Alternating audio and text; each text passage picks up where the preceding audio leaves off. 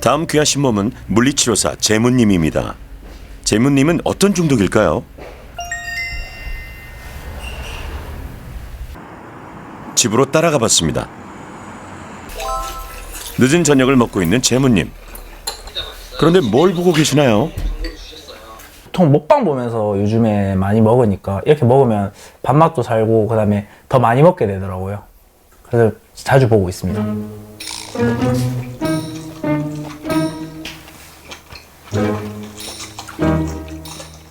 밥 먹다 말고 뭐 하시는 거예요? 제가 유튜브 보다가 너무 맛있게 먹길래 피자랑 아이스크림, 이렇게 파스타 이렇게 3개만 시켜봤습니다.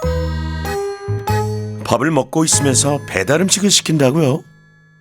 제가 이제 한번 먹으면 이제 내장 기관이 그만 먹으라고 제발 살려달라고 할 때까지 많이 먹어가지고 좀 먹는 양을 줄이려고 노력을 많이 하는데 이제 뭐 하루 작심삼일처럼 막 하루 이틀 좀 지켰다가 또 실패하고 이성의 끈을 잊고 많이 먹게 되고 약간 그런 계속 악순환을 반복했던 것 같아요. 일을 늦게 끝나고 오늘 유일한 보상이 이제 먹는 거라서 이렇게 먹는 걸로 하루의 노곤함을 풀고 있습니다.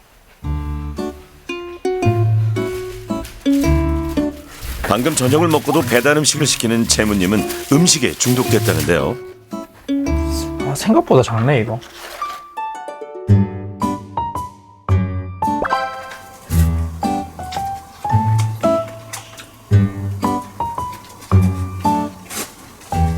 그런데 음식도 중독될 수 있나요? 예, 음식이라는 것도 충분히 중독을 일으킬 수 있는 부분이 있습니다. 우리가 이 음식이라는 게 굳이 뭐 먹고 싶지 않아도 그냥 습관적으로 음식을 먹는 경우들이 많이 있어요. 행위 중독의 특성도 갖고 있고, 그래서 결국에 음식 중독이라고 하는 건 물질 중독에다가 행위 중독까지 포함한 그런 복합 중독 질환이다. 처음에는 배고플 때는 많이 먹을 수 있어서 많이 시켰다가 또 어느 정도 먹다가 찼는데도 그게 아까워서 더 먹어서 또 항상 배가 더 부르는 경우도 많고. 하지만 재문님의 식사는 아직 끝나지 않았습니다. 네. 이렇게 새벽에 어디 가시는 거예요? 저 좀 출출해가지고 야식 먹으러 편의점 한번 가보려고요. 근데 너무 늦은 시간 아니에요? 그러니까요. 저도 망설이다가 결국 못 참고 나왔습니다.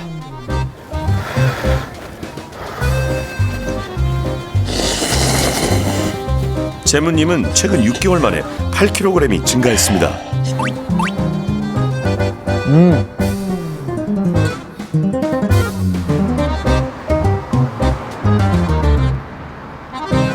보통 새벽 시간에 특히 참기 어려운 것 같아요. 한 12시에서 1시쯤에 이제 자제력이 점점 더 떨어져 가는 것 같습니다. 조금 진짜 너무 많이 먹고 그다음에 또 부대끼니까 이제 운동을 좀 해서 바로 올려버린 적도 있고, 미련하다고 알고는 있는데 또 막상 먹으면 또 그런 게 생각이 안 나고 음식 일단 눈앞에 있는 음식을 더 먹고 싶은 욕망이 더 큰 것 같아요.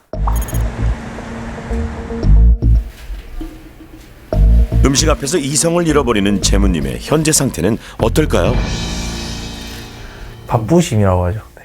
바쁘심이 있다. 네. 저는 부끄럽진 않아요. 자부심. 오히려 자랑스러워. 네. 많이 먹는 거에 대한 자랑스러워. 그렇죠. 네. 재문님은 특히 친구들과 있을 때 이상한 자부심이 생긴다는데요. 고기 먹기 전에 가볍게 먹으러 거니까 서로 한 15점씩 먹자거든요. 승부조 film 들어가야지 에피타이저 알겠니? 햄버거에 빙수까지 강하거든요. 맛있고 적당히 먹어야 되는데 좀 지나치게 많이 먹으니까 좋네. 간에 기별 나왔다.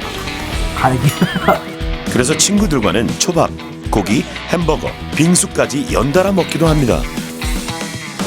먹는 걸 좀 자랑스러워하고 그러다 보니까 더 많이 먹게 되고. 살짝 걱정되는 거는 뇌파가 약간 좀 이 변형이 조금 있게 나오기는 했어요. 이렇게 연두색으로 나오는 게 좋은데, 근데 좀 딱 특징을 보면은 이렇게 델타랑 세타 부위가 이렇게 빨갛게 좀 항진이 좀 되어 있습니다.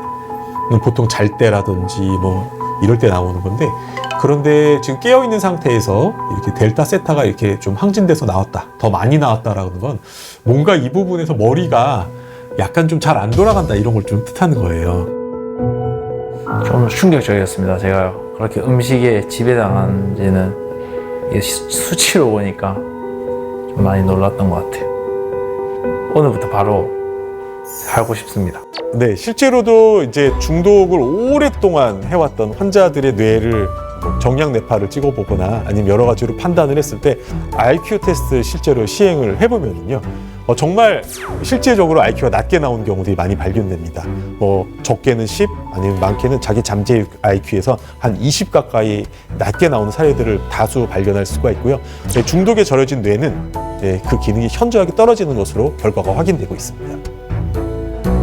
우리 어떤 그 기질, 이 기질을 조금 더 생물학적으로 구분하는 데는 어떻게 보면 MBTI보다는 이 TCI 검사가 조금 더 신뢰도가 높다라고 저희는 판단하고 있어서 TCI 검사엔 4개 지표가 있는데요.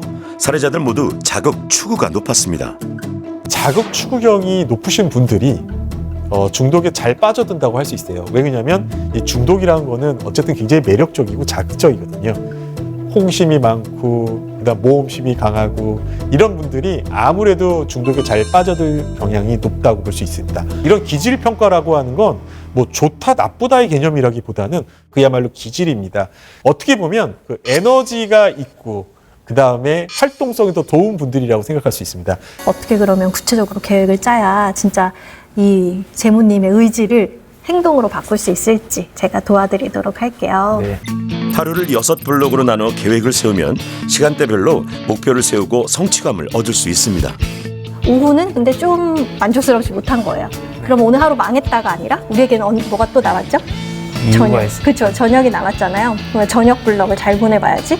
그래서 라고 해서 이제 끊어서 피드백을 하고 목표를 세울 수가 있기 때문에 훨씬 더 내가 행동 교정을 하기에 수월하고.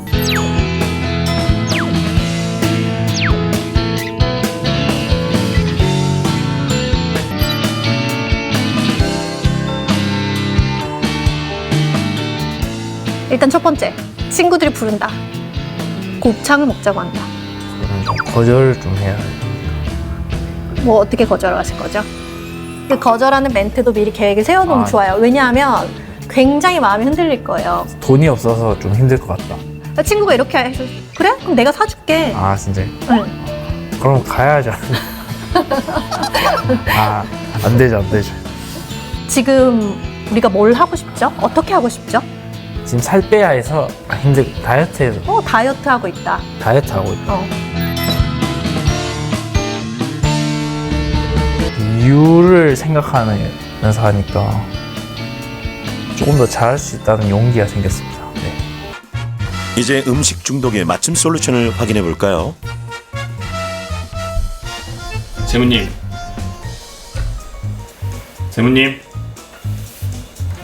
네. 귀마개를 하고 밥을 먹는 재무님. 음식 싫어하기 솔루션.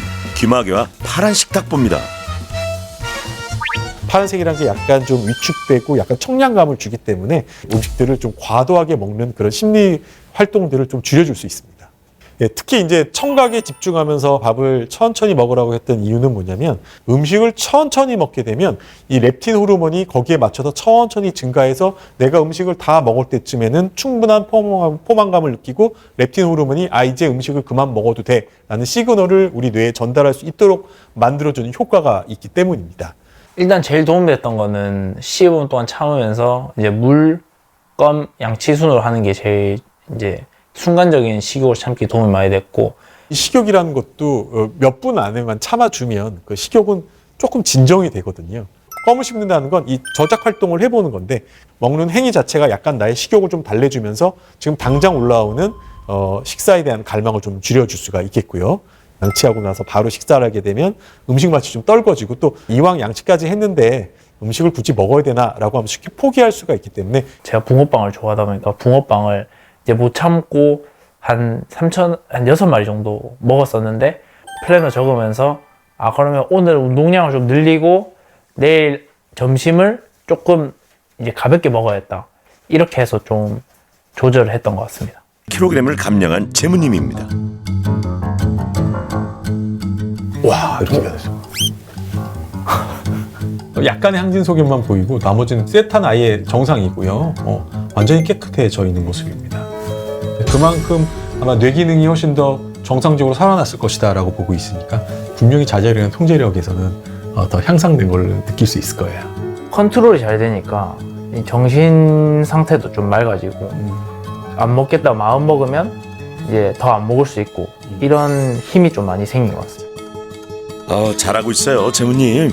이 도파민이 계속 중독이네, 도파민 때문에 문제가 생겼고 우리 이걸 끊을 수 없어서 더 심각하고 이런 말씀만 드렸기 때문에 야, 이 도파민이 나쁜 물질인가? 혹시 오해하실까 봐 설명을 좀 드리겠습니다. 내가 뭐 공부를 한다든지 운동을 한다든지 어떤 여러 가지 목표를 세우고 그걸 꾸준히 추진해 나가야 될 그런 일들을 만들어주고 거기에 대해서 강력한 드라이브를 걸어줄 수 있는 그 에너지가 바로 이 쾌락 중추고 쾌락 호르몬이고 바로 도파민입니다.